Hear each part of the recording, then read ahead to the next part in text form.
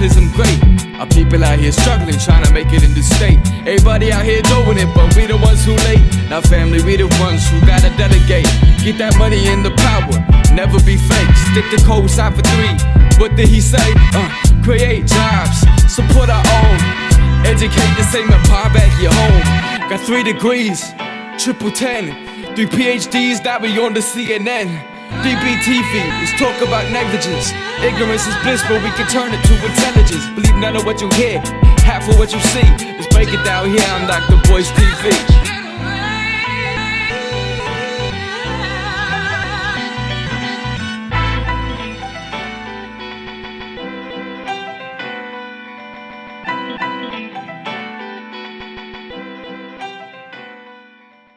Excuse me. I hope you guys are having a good day. I'm Dr. Boyce Watkins from Your Black World and the Black Business School. And I have a few things I want to talk about. What's going on, Ingrid Tater? How are you? Good to see you, sister. So let's get it cracking. First of all, I want to remind everybody that drboycetv.com is the home for intelligent Black people. So you ain't got to be that smart, but you at least got to be woke or trying to wake up. If you're not woke or trying to wake up, then you might want to get out of here because this is not the place for you.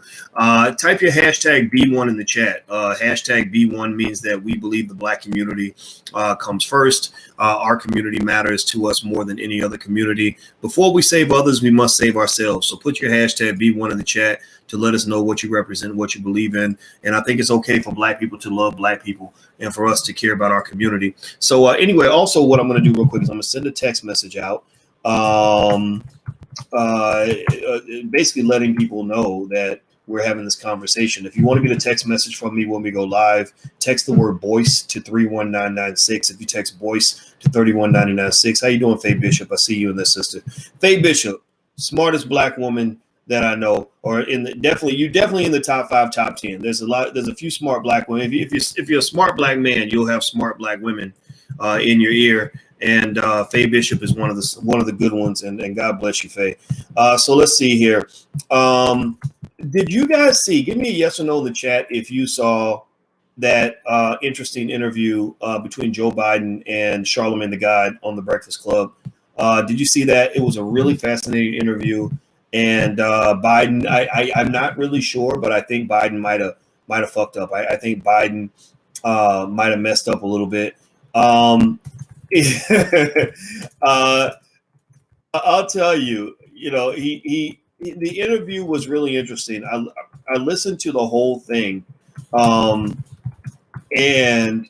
here's the deal.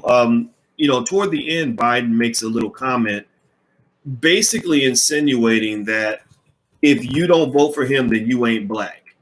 Did anybody else catch that?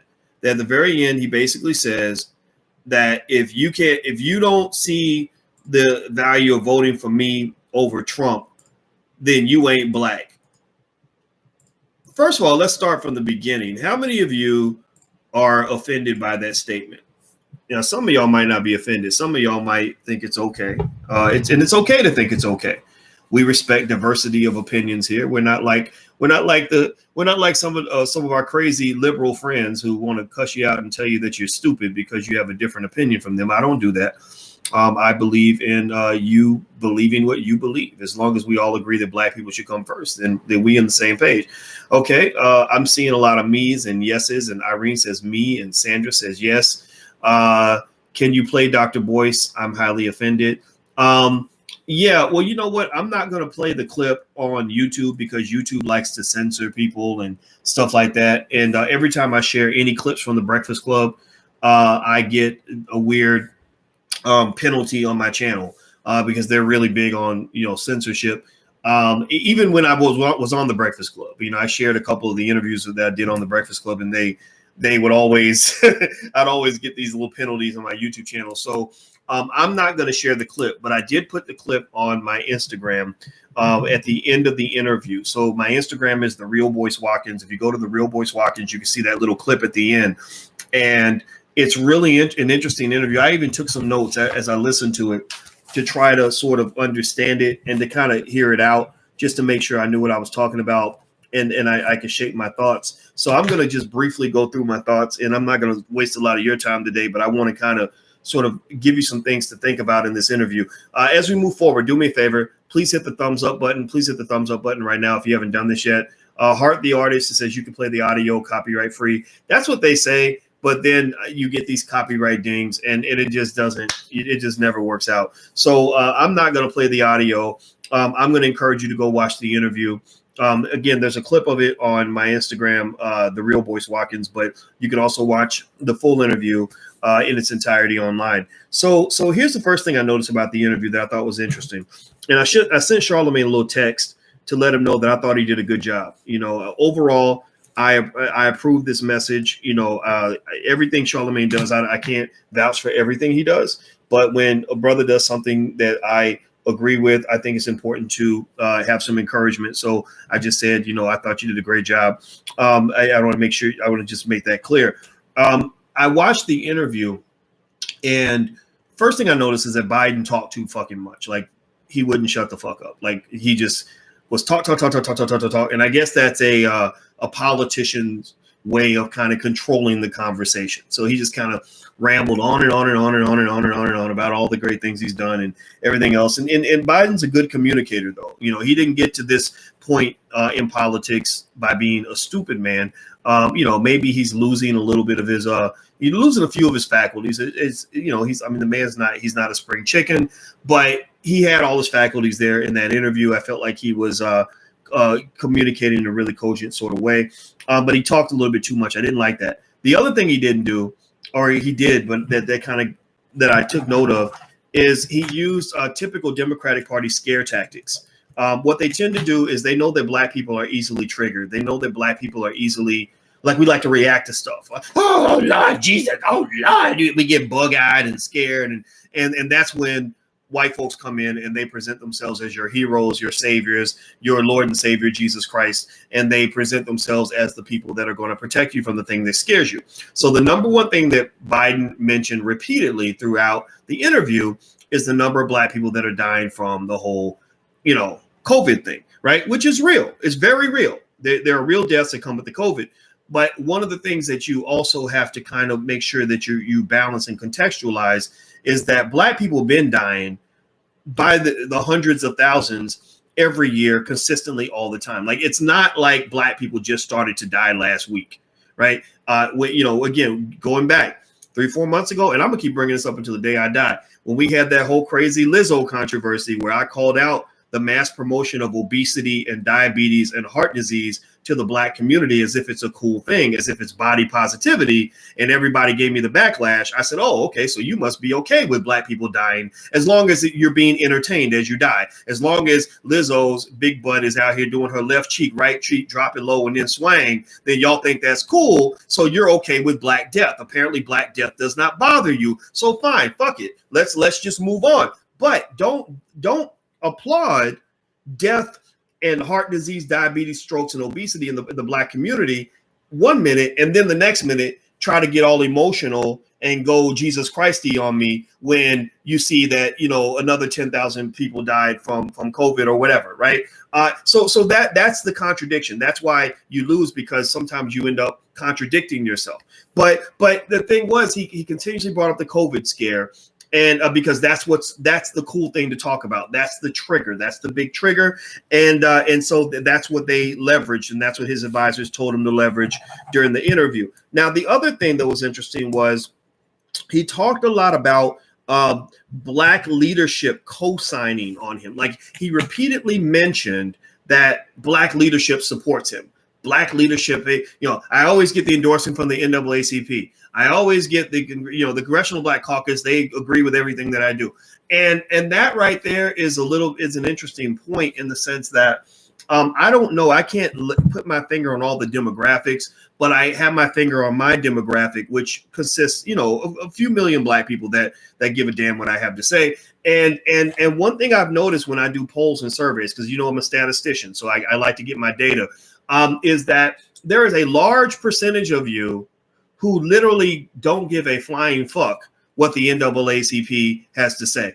In fact, how many of you in here right now, give me a yes if you have a fuck to give about what the NAACP and the Congressional Black Caucus says, and give me a no if literally it goes in one ear and out the other. Like, give me a no if you don't take cues from the CBC and the NAACP. Give me a yes if they guide you, if that's your primary guide on what you choose to believe as a black person. Okay, Darnell says that the NAACP supported Donald Sterling, right? They gave Donald Sterling an award, right? Donald Sterling is that racist owner of the LA Clippers. Okay, I'm seeing a lot of no's in here. A lot of no's. Now here's the thing, right? This is what's interesting to me. This is what tells me I must be a weirdo, or maybe I'm marginalized or out of touch. I don't know. Maybe I'm not. I'm certainly not mainstream, and that's okay. I don't want to be mainstream because mainstream is stupid. Honestly, I think being black and mainstream is a recipe for death. It's a recipe for slavery. So I'm not trying to be a slave. So I'm not trying to be mainstream. I'm not trying to do what everybody else is doing because everybody else is losing. Your community's losing. You're losing in wealth. You're losing in terms of education. You're losing in almost every category imaginable. So I don't want to be over there. I just don't. I want to be over here with the people that are trying to figure out the solution. So maybe I'm out of touch with this, but when I'm seeing, and this is my point here, when I'm seeing millions and millions of black people who are consistently stating those Negroes do not represent us, I can't help but feel like there must be something to that.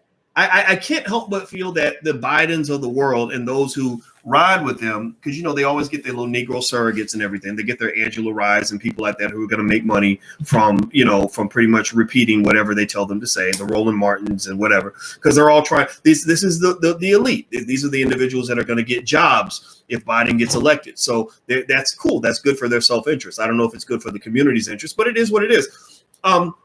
I just can't help but feel like they're missing something, really big and really bold there, right? And also you contrast that with the fact that there are very few people in the entertainment space, and black people worship entertainers. We just do. I hate it, but it's real.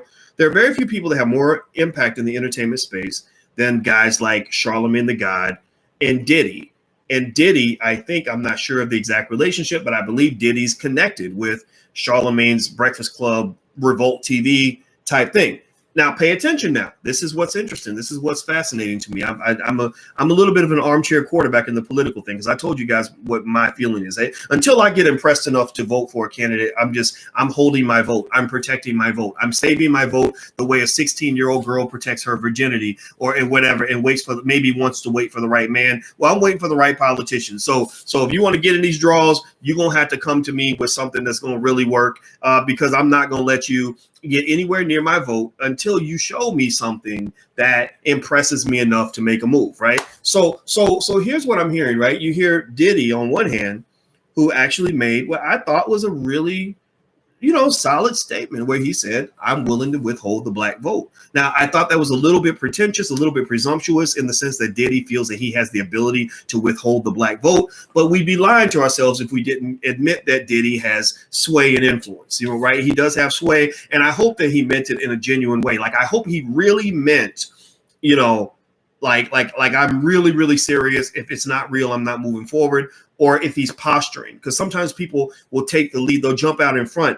and so they can posture, and then they just take control of the car so they can drive it off a cliff. So I'm hoping he's not posturing. I'm hoping he's real.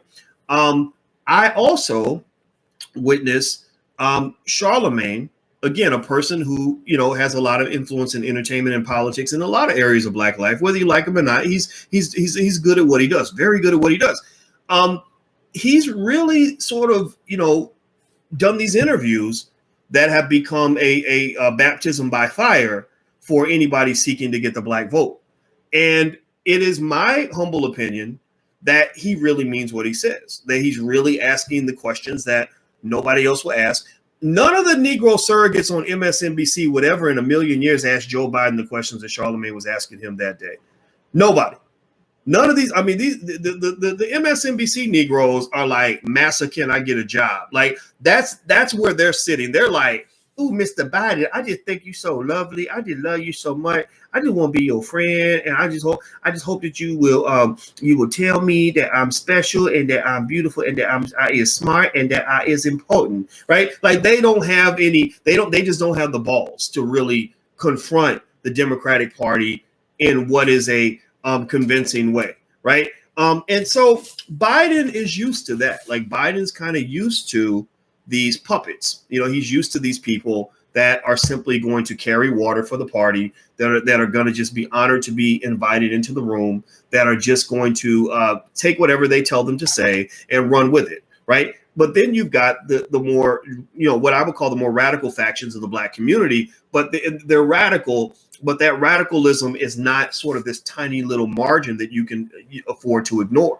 This little radical faction, which I think Charlemagne is, I give him credit for being a part of that. Sure, he's a mainstream guy, but you got to give the brother some credit for for the good things he's trying to do, because it's not easy. I mean, a lot of folks that might criticize the way he might go about things. You've never really been in his shoes. Like, you don't kind of know what it's like on one hand to be getting text from Barack Obama, and then the next minute getting text from Nicki Minaj, over a beef she has with some rapper, right?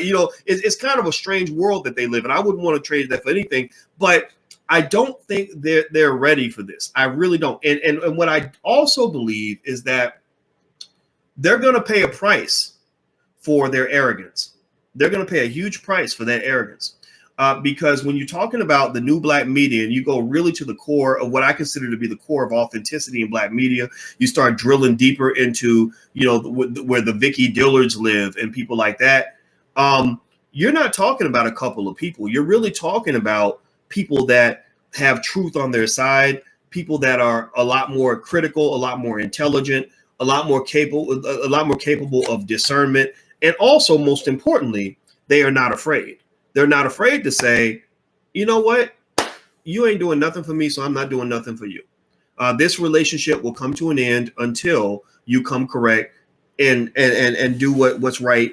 Do right by us. If you don't do right by Black people, then Trump is going to get reelected over and over and over again. And then his son will get reelected after him. And until you decide to do right by Black people. And you know what that means. So one of the biggest mistakes that Biden made during the interview, I thought, was he kept reciting the support he has from these Black organizations that a lot of Black people don't respect. There are a lot of Black people who have just lost all faith in the NAACP. No disrespect to you if you are a member of the NAACP, but the NAACP's track record does not stand the test of significant Black scrutiny. So let me move on. Hit the thumbs up button. Please hit the thumbs up button if you haven't done it yet. By the way, thank you guys for hanging out with us for Black Movie Night. We're having the conversation online. Use the hashtag Black Movie Night, and you can follow the discussion that we're having on different social media platforms about the film we watched, which was Resurrecting Black Wall Street, The Blueprint. If you sign up, go to firstshareofstock.com and sign up and get on the mailing list. And I'm going to email out the recording of Black Movie Night one time, so you can watch the film one time if you want to watch it. And then after that, we're gonna after it's going to be taken off. But feel free to go to firstshareofstock.com. You can also learn how to buy your first share of stock. I believe every Black person should become an investor. That's how we're actually going to make our power move. That's how you actually make a move, is you learn to invest, you learn to build wealth, and then you have power where no one can tell you what to do at that point. Okay, so here's some other things that I noticed. Biden did a lot of conversation about the crime bill, which was very interesting to hear him justify the crime bill. I don't think that I think that's a bad strategy for him to even try to act like that was a good thing. I think it's been sort of decided within the Black community that mass incarceration epidemic, as crippling as it was for the community, it was an overly heavy-handed, very racist reaction from white folks, even in the Democratic Party, to what was a serious problem in terms of crime and violence. But you literally handle it completely the wrong way, right? You let the CIA drop all these drugs and whatever into the Black community. All the jobs and education opportunities are gone. And then suddenly the crime comes out, and you don't solve the problem at the root, right? You don't help build better communities. You go in and you solve the problem by saying, we're going to go in and basically do to the Black community, the entire Black community, what we did to the Greenwood section of Tulsa, Oklahoma during the Black Wall Street Massacre, which, by the way, the 99-year anniversary of the Black Wall Street Massacre is in about a week. So I want you to take a moment and do an ashe for the ancestors and commemorate what these great Black people lost and the billions of dollars in wealth that disappeared because white folks ain't got no goddamn sense, when it comes to racism, right? Seriously, no this is not saying all white people participated or all white people would have participated, but the fact that most people in America don't even talk about it or acknowledge it is one of the elements of that latent anger, that anger that black folks feel down in their gut that says, you fucked us and you never made it right. You did us wrong. You did us dirty. You screwed with us and you ain't never made it right. And now you have the audacity to show up, asking for our vote, trying to scare us into giving you our vote, acting like you are our savior when you have not ever done right by black folks. Get the hell out of my face. Seriously, you look like a bad baby daddy who ain't paid child support in 8 years, showing up trying to get a piece of ass. Yeah, you like seriously, get off my porch, get out of my face, get out of my life. There's no space for you here anymore, right? And I think that's what is not addressed, right? That elephant in the room of legitimate black anger that is not addressed. There's this whole idea of where is my land? We owned 15 times more land 100 years ago than we own today. Where's my property? Where's my wealth? Where are my resources? Where are those bank accounts? Where's all the businesses that we should have inherited? Where's our cash? Where's the shit that you took from us and never gave it back? We can't even begin to have any other conversation until we have a real conversation about the real shit that you took from us. And I think that there are many folks who feel that way, and your anger is completely justified. It's completely justified. It's okay to be mad if you're black because you got a lot of stuff to be mad about. So I watched this interview with Charlemagne and Biden.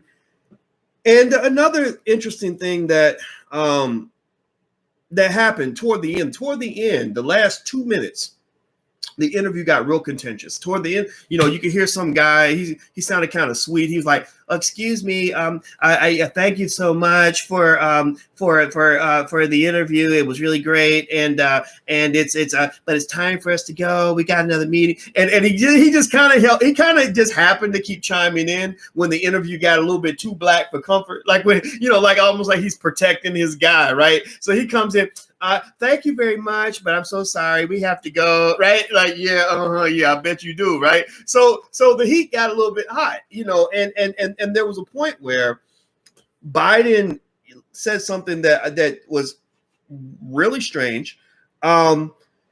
He basically says, if you can't understand why you should vote for me over Trump, then you ain't black. I said, what? Did he really just say that? Did this arrogant white man literally just walk in this interview like a damn overseer, like a plantation overseer, and literally claim his right to define what it means to be black? You're legislating blackness now? So you mad because the governors or because Trump wants to, institute his little policies or whatever and tell people what to do, which is fine. I don't care how you feel about that. But you're literally coming in and saying, if you don't vote for me, then you ain't black. Ain't that a bitch? Ain't that a bitch? The first thing is, I'm glad he said that, because it's not that often that white folks act white enough for you to really see the white supremacy that exists in the blood of even the people that you think are your allies. Basically what he's saying when he says, if you don't vote for me, then you ain't black, he's really behaving like a pimp. He's basically saying, the same thing Trump said. Remember when Trump was running for president and Trump said, well, black people, what have you got? What the hell you got to lose? Right? Remember he said that? And the Democrats got outraged because he said that. And it was right. He had no right to say that. And he should be doing more. He certainly should be doing more. Right? But then Biden comes along and basically says the same damn thing. When he says, if you don't vote for me over Trump, then you ain't black. He's basically saying, what have you got to lose? What options do you have? What, you going to go vote for him? Oh, well, you can't do better than us. If I don't love you, then nobody will. If we don't take you, then nobody. You ain't got nowhere to go. And that is the kind of statement an abuser makes, right? An abuser kind of says, you know, if I don't take you in, if I don't love you, if you ain't got me, you ain't gonna have nothing. You ain't got nothing out there if you don't come back to me, right? And so I think that anybody who feels like you want to actually teach them a lesson by saying, no, actually, we do have options. We actually do have freedom. And freedom means that I'm gonna do whatever the hell I want. That you will never in a million years ever have the right to tell me what it means to be black. You do not define my blackness. I don't even let black people define my blackness. I got a bunch of people coming in my inbox talking about you, your doc, you ain't sounding black right now. You cooning out, doc. You ain't black enough. And my response every single time is fuck you and the horse you rode in on, because you will not ever in a million years define what my blackness means to me. There is no one way to be black, and it certainly is not defined by whether or not you are a member of the Democratic or Republican parties. That is an incredibly ridiculous, arrogant, disrespectful thing to say. And so I think Biden screwed up. I really do. I think that was a terrible thing to say. It's not. I mean, sure, there are going to be black people who are going to agree, because there are black people who kind of follow the crowd. They follow the lead of the Democratic Party. They maybe it's a self-esteem issue. Or a fear issue, right? Like black folks aren't known for our courage. We're just not. I'm sorry. We're not known for having the ability to stand up to white folks, right? We're known more for following along and kind of hoping for the best and praying to white Jesus and whatever, and marching. You know, if somebody shoots one of your kids, you don't go get a gun. You go get a Bible and you hold a march in a prayer meeting. And then they shoot more of your kids because they're like, oh, okay, so you ain't gonna do shit. All right, cool. We're gonna do a Dylan roof on all of y'all, right? Like that's how they see you. They see you as weak. They have no respect for you. Dr. Claude Anderson broke all that down yesterday, actually. If you go to drboystv.com, you can check out the interview. Dr. Claude Anderson basically said white folks don't just dislike you because you're black. They mostly dislike you because you're weak. They have no respect for you because you don't stand up for yourselves. You're easily intimidated, and nobody respects a person who's easily intimidated and easily bullied. So when the Democrats or Republicans, whoever, whatever, name your politician, when they come to your community and they can bully you into voting for them, then they say, okay, we got these people. We got them in the back of in our back pocket. They're easy. This is easy. This is easy sex. You're political sluts. Political and economic sluts. A slut is somebody who doesn't value themselves. A slut is somebody who gives it up easy, right? So that's what you are. You're seen as the political sluts, and everybody can depend on a slut. Everybody knows that, you let a hoe be a hoe, and a hoe's gonna be a hoe. And one thing they know about hoes, Willie D said, is you never turn a hoe into a housewife. Right? Remember, Willie D said that. Willie D said, let a hoe be a hoe and don't turn a hoe into a housewife. And the reality is that you are political hoes, and they will never make you into a political housewife because you haven't commanded that respect. In fact, I watched the Alfred Hitchcock show last night, and it was really funny. There was this man, it was really good. Alfred Hitchcock, those shows are really good. And this man has this sick wife, and he gets this maid or nurse, live-in nurse, and she's this beautiful lady, and he falls in love with the nurse, and he wants to have this affair with the nurse, and they give each other this big passionate kiss, and they're trying to figure out what to do about the wife, because Alfred Hitchcock always ends up with somebody getting killed. And so there's a point where the man looks at his wife and he says, or looks at the girlfriend, and he's like, I would love for us to just be lovers. And she looked at him, she said, no, wife. And that was it. And he's like, okay, right? So for black people, the Democratic Party is basically saying to you, I just want us to be secret lovers. Like I just want us to have, I just want you to be our little political booty call where we can benefit from having you around, but we're not really gonna actually acknowledge you or respect you in public. So they're saying to you, I just want you to be my booty call. And because your self-esteem is low and you don't believe you have anywhere else to go, and you don't believe anybody else is gonna love you, you accept whatever you can get. They literally pee on you and tell you it's raining, and you say, well, at least I'm not thirsty right now. At least I got some pee to drink, right? And there are black folks who have that because there's a collective self-esteem issue that's taught to you from birth.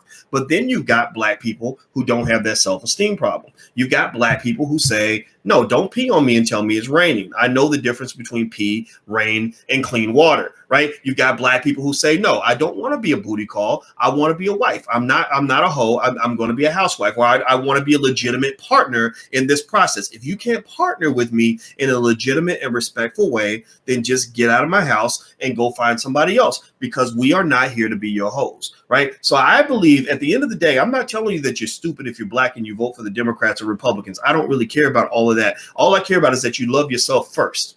And if you love yourself first and you care about yourself first, then you're not going to support anybody anywhere that doesn't have that same reciprocity when it comes to showing that they love you back. That is a fundamental human principle that I hope that we can agree on. I hope that we can agree that when you give somebody your love, they got to love you back. And so give me a yes in the chat if you at least agree on that basic idea that of a quid pro quo. I love you, you love me. I respect you, you respect me. Equality, right? That's what equality looks like. The Democrats talk all the time about equality.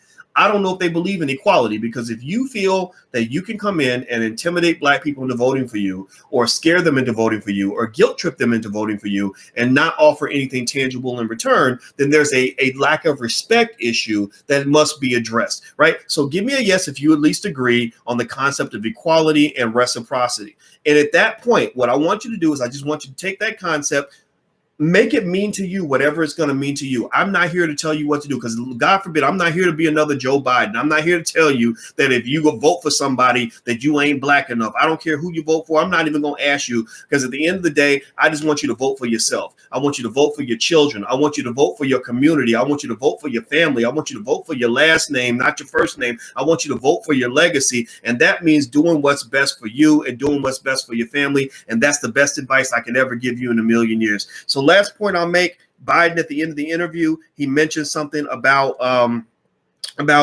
extending black voting rights for 25 years. The Democrats need to stop doing that. Stop bragging about the fact that you've extended black voting rights, because I'm not here to disagree that we shouldn't have voting rights. But what I am here to say is that the reason that the Democrats consistently mention black voting rights is because they need you to be able to show up to put gas in the tank of their car so they can drive it to the White House. They need you to consistently show up and give them your votes so that they can then have the power that comes with having people voting for them, right? And I'm not saying that that's always a bad thing. Sure, that's fine. But remember, at the end of the day, if you're giving someone power and they're not using that to also empower you, then basically you're, once again, being put in the category of being a political hoe. And at the end of the day, nobody in their right mind is going to turn a hoe into a housewife. So it's not up to the person who's exploiting the hoe to change their behavior. An abuser is going to be an abuser, right? Seriously, a predator is going to be a predator.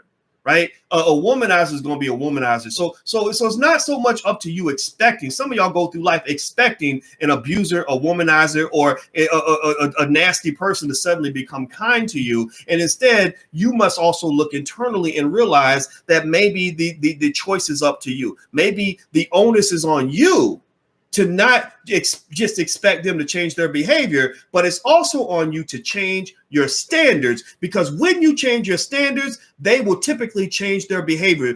When a woman stands up to a man, I think this is the perfect analogy. When a woman stands up to a man and says, no, this is not acceptable in this house. No, you're not going to get away with that anymore. No, I'm not falling for that bullshit anymore. Then what you'll find is that men elevate their behavior. They respond to you. I teach my daughters this. I tell them, look, you train a man how to treat you. You teach him how to treat you. That's why the same man will treat the men. Fellas, please confirm this for me so that they know I'm not talking out of the side of my ass.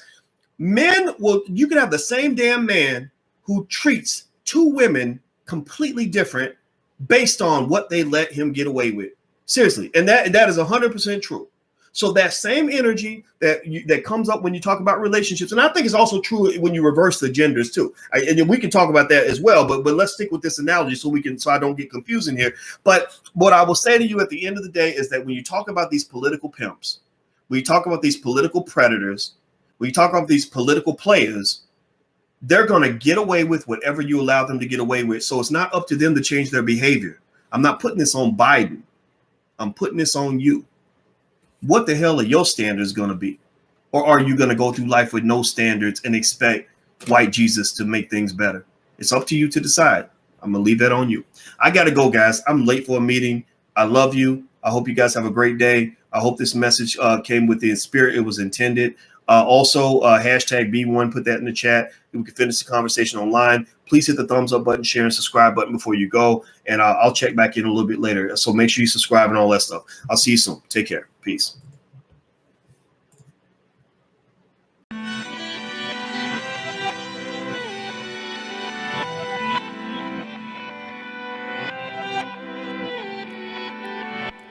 Here we are, clan the isms, cataclysm great. Our people out here struggling, trying to make it in this state. Everybody out here doing it, but we the ones who late. Now family, we the ones who gotta delegate. Get that money and the power, never be fake. Stick to code, sign for 3. What did he say? Create jobs, support our own. Educate the same empire back your home. Got 3 degrees, triple 10. 3 PhDs, now we on the CNN. BBTV, let's talk about negligence. Ignorance is bliss, but we can turn it to intelligence. Believe none of what you hear, half of what you see. Let's break it down here on Dr. Boy's TV.